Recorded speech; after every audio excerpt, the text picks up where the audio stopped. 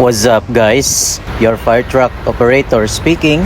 And for today's video ay pupuntahan natin ang newly opened at pinakamalaking SM Seaside Arena dito sa Cebu, kung saan magpapatupad tayo ng safety and security sa concert ng Four of Spades.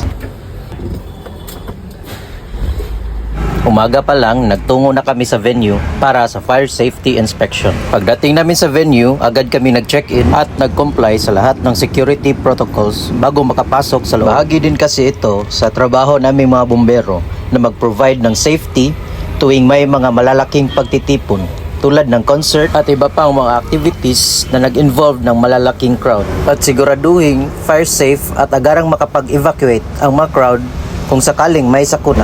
Kaya layunin sa inspeksyong ito ay dapat may agarang access sa mga fire exits, availability ng mga fire extinguishers, at harmonious flow ng crowd para maiwasan ang mga fire-related incidents at stampede. Katapos namin mag-inspection ay pumunta kaagad kami sa ICP para maghapunan. At dinagtagal, pumasok na tayo sa loob kasi nagsipasukan na ang mga crowd at magsisimula na ang concert. At kasama pala natin ang ating substation commander at buong tropa ng Shift A ng Pardo Fire Substation.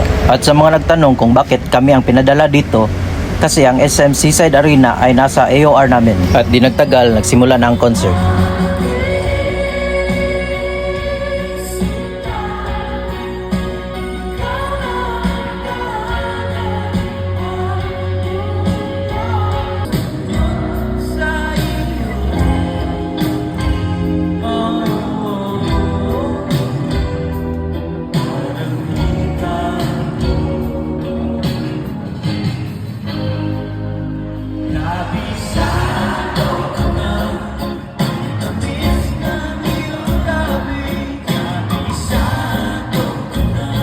Tinapos nila ng 3 oras at nagsilabasa na ang mga crowd. Hinintay namin na makauwi na ang mga tao bago kami uwi sa station.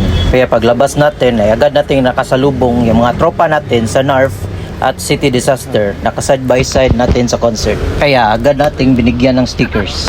Shout out sa inyo mga sirs! At dito ko na lang tatapusin ang ating video. At kung bago ka pa lang, huwag kalimutang mag-follow at mag-share for more Bombero content. Ako nga pala si Ryuki, FTO ni Engine 6. Thank you guys for watching. Bye!